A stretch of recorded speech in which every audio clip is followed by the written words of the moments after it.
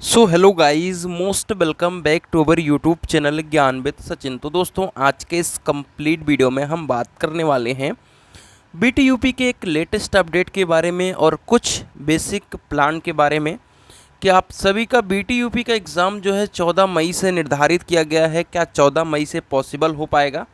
इसके बारे में हम कंप्लीटली चर्चा करने वाले हैं। और आप अंतिम एक महीने का जो टाइम बचा है उसका बेस्ट प्लानिंग क्या रहने वाला है, उस बेस्ट प्लान का क्या तरीका होगा, आज के इस कंप्लीट वीडियो के माध्यम से हम शेयर करेंगे। अगर आपको बैक से बचना है तो कुछ चीज़ों को ध्यान से समझ लीजिए। काफ़ी इम्पॉर्टेंट वीडियो होगी। एज ए डिप्लोमा होल्डर और as a senior, as a pass out senior, और बीटीयूपी से काफ़ी हद तक जुड़ा हूँ, हमेशा से जुड़ा रहता हूँ। और आपको बीटीयूपी के जितने भी स्टूडेंट्स हैं सबको गाइड भी कर रहा हूँ, स्पेशली मैकेनिकल को। तो क्या क्या स्ट्रेटजीज़ आपको फॉलो करनी है। कुछ लोग हैं जैसे कि उनका अलग स्ट्रेटजी है और मेरा क्या है वो भी आप सभी के साथ शेयर करूँगा। तो ये जो 5 से 10 मिनट की वीडियो होगी ये काफ़ी इंटरेस्टिंग वीडियो होगी और आपका जो बेसिक प्लान होगा उसमें से ज़रूर बदलाव होगा। ये मैं आप सभी के साथ गारंटी के साथ कह सकता हूँ कि वीडियो देखने के बाद कहीं ना कहीं आप अपनी पढ़ाई में सुधार भी करेंगे और उन चीज़ों को सही भी करेंगे। तो चलिए आगे बढ़ते हैं और बिना देरी के अपनी इस वीडियो की शुरुआत करते हैं। 25/3/25 को ही बीटीयूपी ने सचेत कर दिया था। किसको सचेत किया है? आपके कॉलेज वालों को, और आपको भी सचेत कर दिया है। इसमें क्या बताया गया है कि आप सभी के डिप्लोमा इन इंजीनियरिंग पाठ्यक्रम का परीक्षा 14/5 से प्रस्तावित है और जितने भी फार्मेसी की परीक्षा है वो जून 2025 के प्रथम सप्ताह यानी 5 जून, 6 जून, 4 जून से मान सकते हो कि प्रस्तावित। ये बीटीयूपी का फैसला है और जिस पे आपके जावेद मुस्तफ़ा सर ने भी बोला है कि हाँ नहीं, मई में ही होगा।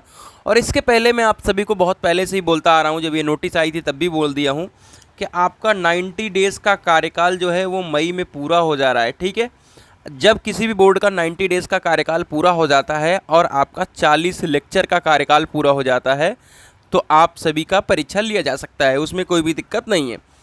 लेक्चर की बात करें तो आपको कॉलेज के ऊपर कोई डिपेंडेंसी है नहीं, ना आपके कॉलेज में उतना अच्छा परफॉर्मेंस रहता है किसी चीज़ को पढ़ाई को लेकर के। हो सकता है अटेंडेंस को लेकर के आप जाएँ, क्यों?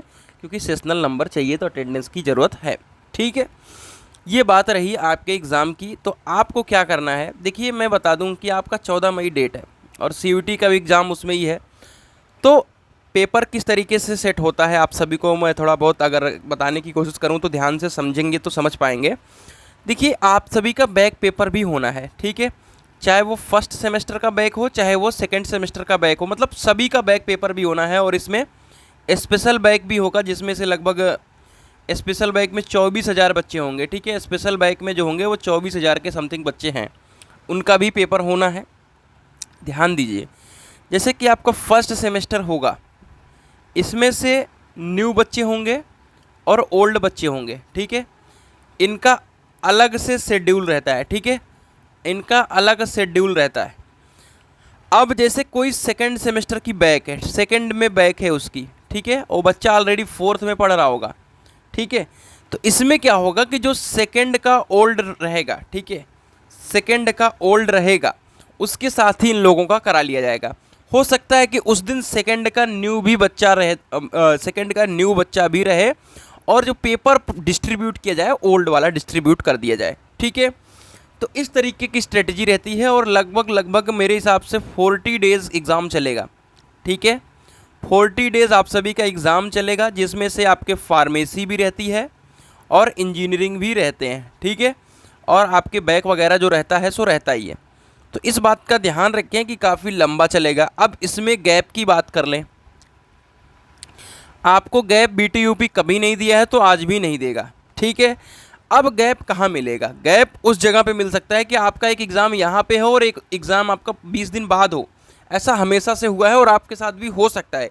अलग अलग ब्रांच के ऊपर डिपेंड करता है, अलग अलग पेपर के और अलग अलग आपके बैक वगैरह के ऊपर भी डिपेंड करता है कि जैसे आपका बैक है मान लो अप्लाइड फिजिक्स फर्स्ट में, हो सकता है वो सबसे लास्ट में चला जाए और आपको शुरुआत में मौका मिल जाए।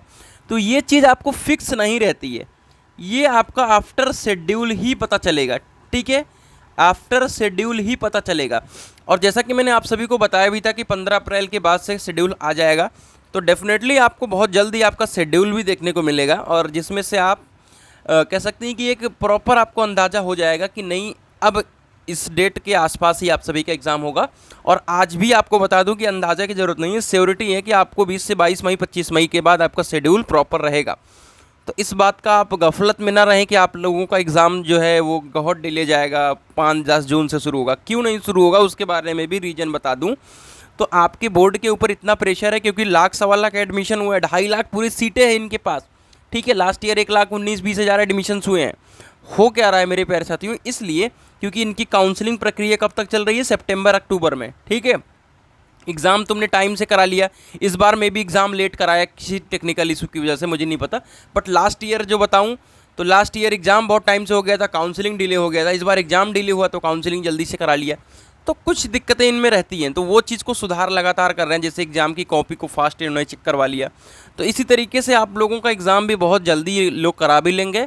और साथ ही साथ जैसे आप सभी का एग्ज़ाम कंडक्ट होगा उसके दौरान हो सकता है जीकअप का एंट्रेंस एग्ज़ाम कंडक्ट हो जाए, तो आपके एग्ज़ाम खत्म होने के बाद जीकअप की जो काउंसलिंग प्रक्रिया है वो हो जाएगी। क्योंकि जीकअप की काउंसलिंग प्रक्रिया में आपके कॉलेज वालों का मतलब रोल रहता है, पॉलिटेक्निक कॉलेज में आपके डॉक्यूमेंट वेरिफिकेशन होते हैं।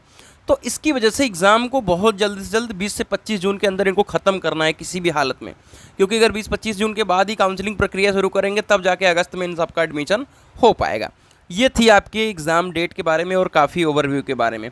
अब हम बात कर लेते हैं आपके मास्टर प्लान की। उसके बारे में बात करने से पहले अगर ऐप को डाउनलोड नहीं किया है तो डाउनलोड कर लो, क्योंकि आप सभी के PYQ पेपर और नोट्स की PDF यहीं पर मिलती है। और इम्पॉर्टेंट क्वेश्चन मेरा काम है बताना, और आप सभी अगर मैकेनिकल वाले होंगे या और अदर स्टूडेंट्स, आप लोगों को प्रॉपर पता भी है कि मैं सिर्फ इम्पॉर्टेंट क्वेश्चन को एनालिसिस करता हूं अपने इस चैनल पर, और पिछले 3 साल हो गए हैं एनालिसिस करते हुए, ठीक है, आप लोगों को बताते हुए। खास करके मैकेनिकल ब्रांच को बहुत ज़्यादा श्योरिटी देता हूं कि 10 में से 7 क्वेश्चन, 8 क्वेश्चन, 7 क्वेश्चन फंसते हैं हमेशा से, चाहे वो 5th सेमेस्टर रहा हो, चाहे 3rd सेमेस्टर रहा हो, 4th सेमेस्टर रहेगा, 6th सेमेस्टर रहेगा, सबको बताऊँगा। बस अभी आपको सिलेबस के ऊपर फोकस करना है, और जैसे जैसे इंपॉर्टेंट क्वेश्चन आता रहेगा आप लोग उसको देखते चलिएगा, जिससे आप लोगों को वो चीज़ का अंदाज़ा हो जाएगा। अब लास्ट 40 डेज़ की अगर प्रिपरेशन प्लान की बात करें हम, तो आपको लास्ट 2 ईयर का पेपर एनालिसिस करना है। बहुत लोग कहेंगे 5 साल 10 साल, भाई कुछ नहीं, 2 साल में आपका पूरा सिलेबस कवर हो जाता है, ठीक है। 2 साल के पेपर में आपका कंप्लीट सिलेबस कवर हो जाता है। तो आपको 2 साल के पेपर से, लास्ट 2 ईयर के पेपर से ज़्यादा नहीं फोकस करना है, मेरा पर्सनली मानना है। अगर आपको फॉलो करना है इस बात को करिए, नहीं करना है मत करिए, ठीक है। क्योंकि 2 साल के आसपास ही चीज़ें रहती है, उसके पहले का कोई और एजेंसी रहता है, उसका अलग मूड होता है, अलग स्ट्रेटजी होता है बनाने का, ठीक है। तो लास्ट 2 ईयर से ज़्यादा का आपको नहीं फॉलो करना है। सेलेक्ट मोस्ट एक्सपेक्टेड क्वेश्चन है, ये कैसे सेलेक्ट करोगे वो आपका भाई बताएगा, ठीक है। आपको टेंशन नहीं लेने की ज़रूरत है, चाहे वो 2nd सेमेस्टर हो, चाहे वो आपके 4th सेमेस्टर और 6th सेमेस्टर मैकेनिकल हो, क्योंकि इस 4th 6th सेमेस्टर मैकेनिकल और 2nd सेमेस्टर ऑल ब्रांचेस के लिए बताने वाला हूँ। Divide subject between day and time. अब देखिए, जैसे आज कितनी तारीख है, 7 अप्रैल, मान लो 1-2 दिन रिलैक्स करते हुए हमारे जो वीडियो को देखते हुए आप समझते हुए 10 अप्रैल से मैं कहता हूँ शुरू करोगे, और 20 मई से आप सबका एग्ज़ाम है, यानी आपका 40 दिन मोटा मोटा यहाँ से है। तो देखिए, आपको 2-3 चीज़ों का ध्यान रखना है। इंजीनियरिंग स्टूडेंट का सबसे बड़ा जो इस टाइम का मिथ चल रहा है वो ये है कि एक दिन पहले पढ़ करके पास होना, जिसमें आपको पूरी कह सकते हैं कि जानकारी तो रहेगी, चीज़ें पता रहेंगी कि हाँ पास हो गए या नंबर से पास हो गए। जैसे मेरा 77% का डिप्लोमा हो गया, ठीक है, एग्जाम्पल के तौर पे, और मुझे कुछ भी जानकारी नहीं है और मैं प्लेसमेंट्स में बैठा, मेरा प्लेसमेंट नहीं, कितनी भारी बेइज्जती। तो उसी तरीके से जैसे अभी मेरे यहाँ KNIT सुल्तानपुर की बात करूँ, जैसे मैं BIT झांसी में हूँ, बीटेक कर रहा हूँ, है ना, मैं KNIT सुल्तानपुर की बात करूँ, वहाँ पे हमारे साथ वाले पढ़ रहे हैं, एक ही रूम, मतलब हम कह सकते हैं कि हम 3 रूम पार्टनर थे। तो एक IIT लखनऊ में, एक KNIT, और मैं BIT में आ गया। चलो मेरा लक था, मैं आ गया। अब BIT झांसी में आई थी बेल, ठीक है, सर्च कर लेना बेल क्या है, ठीक है, कंपनी है, ठीक है, PSU's कंपनी है, ठीक है। 12 लाख का पैकेज था, और जो प्लेसमेंट हुआ वो डिप्लोमा वालों का हुआ, 2 बच्चों का डिप्लोमा वालों का हुआ, जो कि अभी फाइनल ईयर में है डिप्लोमा वाले, और उनका परसेंटेज जो था वो 7.45, मतलब ऐसे ही कुछ करके था। वहाँ CGPA चलता है, तो 7.45 के अराउंड CGPA था, और वहाँ पे CGPA जो हाईएस्ट आता है, जैसे मेरे यहाँ का CGPA जो है 9 CGPA है, और KNIT का भी 9 CGPA के समथिंग, हर जगह का 9 CGPA के समथिंग जाता है। तो टॉपर्स का नहीं हुआ। अभी जैसे मैं गवर्नमेंट पॉलिटेक्निक मुरादाबाद की बात करूँ, वहाँ के मैकेनिकल के टॉपर्स का नहीं हुआ है, मे बी, ठीक है, जितना मुझे वहाँ से पता चला, बच्चे बता रहे थे।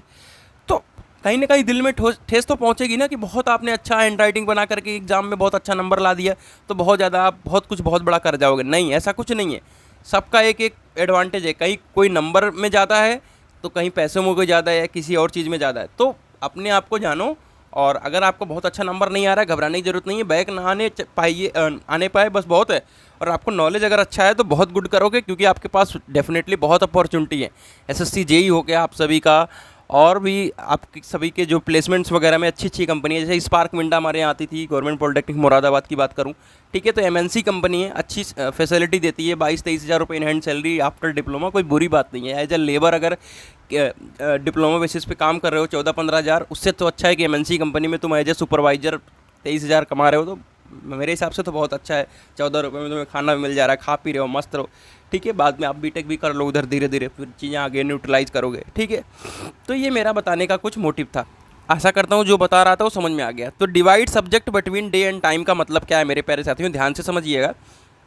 जैसे आपके 6 सब्जेक्ट हैं, ठीक है, तो उसको आप 40 दिन के अंदर इस तरीके से डिवाइड कर लो कि आज सपोज ये फर्स्ट चैप्टर है इस सब्जेक्ट का, इसको मैं 12 तारीख को पढ़ूंगा।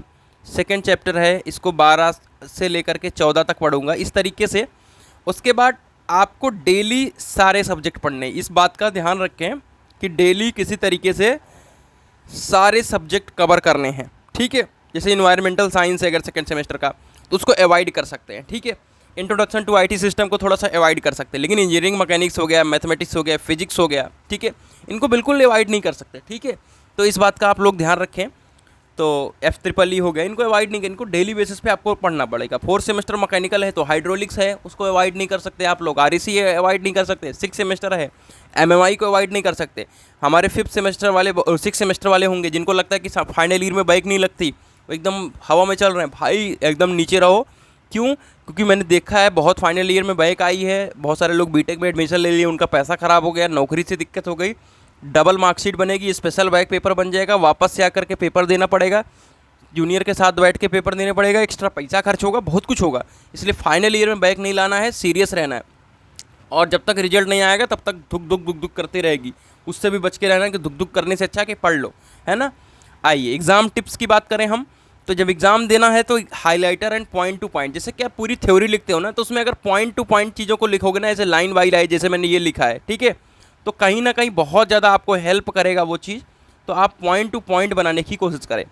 डेट शीट का वेट ना करें, जैसा कि मैंने बताया कि डेट शीट का आपको वेट नहीं करना है। आपका एग्जाम 20-22 मई से शुरू होना है, तो उसमें वेट क्या करना है कि जब आ जाएगा तब शुरू करेंगे? नहीं। हो सकता है कि BTUP लेट करे, मई तक डेट शीट दे, तो 15 दिन पहले पढ़ोगे? नहीं। अब इससे ज़्यादा लेट नहीं कर सकते, ज़्यादा लेट करोगे नंबर कम आएंगे, बैक लगेंगे। वो देख ही रहे हो कि बैक लगाने में गवर्नमेंट टीचर कहीं नहीं छोड़ रहे हैं पीछा, क्योंकि इस बार इंटर कॉलेज की भी टीचरों ने कॉपी चेक की है आपके अप्लाइड फिजिक्स वगैरह की, तो वो भी धुआंधार बैक लगा दिए गवर्नमेंट टीचर, ठीक है। इंपॉर्टेंट चैप्टर को सिलेक्ट करो। कैसे इंपॉर्टेंट चैप्टर सिलेक्ट होगा? वो प्रीवियस ईयर पेपर से सिलेक्ट होगा। सारे PYQ पेपर चाहे सेकंड सेमेस्टर के हों, इंजीनियरिंग मैकेनिक्स हो, पहले अप्लाइड मैकेनिक्स था उसको भी मैंने दे रखा है, और आपके अप्लाइड फिजिक्स का भी दे रखा है। 4th semester 6th semester complete PYQ है हमारे पास, ठीक है। तो ऐप पे जा करके उसको एनरोल करो। दूसरा है कि पढ़ना तो पड़ेगा, ठीक है। पढ़ना तो पड़ेगा का मतलब है कि अब ये 40 दिन पढ़ना ही है, सारी चीज़ों को छोड़ दो, इंस्टाग्राम वगैरह को छोड़ दो। जैसा कि मैंने बहुत सारे लोग मोटिवेशनल वीडियो भी देखते हैं और बहुत सारे लोग कहते भी हैं कि आपको 3 चीज़ अगर छोड़ देते हो तो सक्सेस मिलनी तय है। नशा, नारी, नींद, ये 3 चीज़ अगर छोड़ दिए, ठीक है, तो कहीं ना कहीं आपको सक्सेस मिलनी है। क्योंकि सामने वालों को हैप्पी देख करके, कुछ भी कर रहा है कोई उल्टा सुल्टा, तो वो आपको बहुत मज़ा आता है, लेकिन वो आपके लिए नुकसानदायक है। हो सकता है उसका सिचुएशन अच्छा हो, उसके घर का बैकग्राउंड अच्छा हो, तो आपके लिए सब चीज़ें अप्लाई नहीं होती ना। तो इसके लिए आपको क्या है, आप कैसे हो, उसको देखते हुए आप करो, ठीक है। अगला है सिलेबस के आधार पर पढ़े। भाई बुक उठा लो, क्वेश्चन बैंक उठा लो, बहुत कुछ उल्टा पुल्टा भरा हुआ है। हो सकता है आपके काम का हो, नॉलेज के प्रोस्पेक्टिव से हो, लेकिन अगर एग्जाम के पॉइंट ऑफ व्यू से बात करें, क्योंकि अब 40 दिन के अंदर एग्जाम के पॉइंट ऑफ व्यू से बात हो रही है, नॉलेज के पॉइंट ऑफ व्यू से तो अब तो 1.5-2 महीना जो बीत गया उसमें करना था, आपको नहीं कर पाए ना। तो भैया सिलेबस जो आपका आया हुआ है अपडेटेड, या बुक के सामने जो पॉइंट्स दिए रहते हैं चैप्टर के अंदर, उसके अंदर ही पढ़ना होता है। तो इसके लिए मेरा प्रॉपर नोट्स तैयार करके देता हूँ, तो नोट्स को जाओ ले लो। 99 रुपये में सारे सब्जेक्ट का नोट्स दे रहा हूँ, ठीक है। और हो सकता है कि आपको बहुत ज़्यादा लग रहा हो, बट ₹99 आपका कहीं ना कहीं 20-20 नंबर बढ़ा देता है बच्चों का। क्यों? क्योंकि जो मैंने लिखा है और इम्पॉर्टेंट क्वेश्चन दिया है उसमें से आपने देखा और थोड़ा बहुत एनालिसिस कर लिया, पढ़ के लिख दिया, नंबर डेफिनेटली आ गए। ठीक है। और क्वेश्चन बैंक वगैरह में चैप्टर भरे जा रहे हैं, पता नहीं क्या क्या डाल देते हैं। ठीक है। डायग्राम बनाने की प्रैक्टिस करें। और BTUP में बिना डायग्राम के कुछ होना नहीं है, चाहे वो 4 सेमेस्टर 6 सेमेस्टर कोर वाले हों, चाहे F-EE हो, इंजीनियरिंग मैकेनिक्स हो, भाई डायग्राम देना पड़ेगा। बिना डायग्राम के कुछ नहीं होगा। सुपर टिप्स के बारे में बात करें तो सुपर टिप्स ये है कि साथियों से कुछ ना पूछें। जैसे साथियों से कुछ नहीं पूछने का मतलब वो कह रहा है कि भैया मेरा बहुत तैयार है, वो कह रहा है बिल्कुल नहीं तैयार है। दोनों चीज़ों में डिमोटिवेशन आने की संभावना है। इसलिए जो है तुम हो, तुम्हारा कितना तैयार है, खुद से पूछो, खुद से करो चीज़ों को। ठीक है। और कॉलेज के ऊपर जैसा कि मैंने शुरू में ही डिस्कस कर दिया कि डिपेंडेंसी नहीं रहना है, आपको खुद से पढ़ना है, यूट्यूब के माध्यम से, नोट्स के माध्यम से सारी चीज़ें करना है। तो आपको खुद को फॉलो करना है, खुद को चीज़ों को करना है। तो ये थी आज की एक कंप्लीट इन्फॉर्मेटिव वीडियो। कैसी रही कमेंट करके बताइएगा। मिलते हैं एक नई वीडियो के साथ, तब तक के लिए bye bye, tata, take care, love you all.